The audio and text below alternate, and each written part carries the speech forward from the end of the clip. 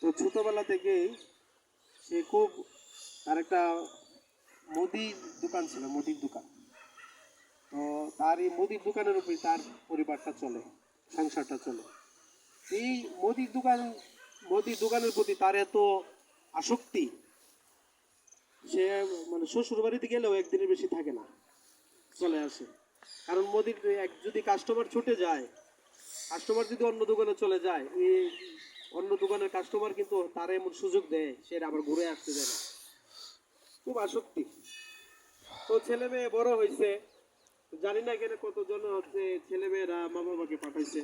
অধিকাংশ সময় দেখা যায় ছেলে মেয়েরা মা বাবাকে পাঠায় অনেক উৎসাহ দিয়ে, যাও মা যাও, অনেক বাবা অনেক যাও, অনেক জীবনে অনেক পরিশ্রম করছো।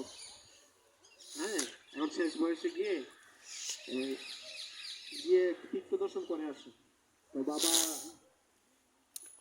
আসবে না, আরে না তোরা তোরা এখন অফিসে চলে যাস, আমি গেলে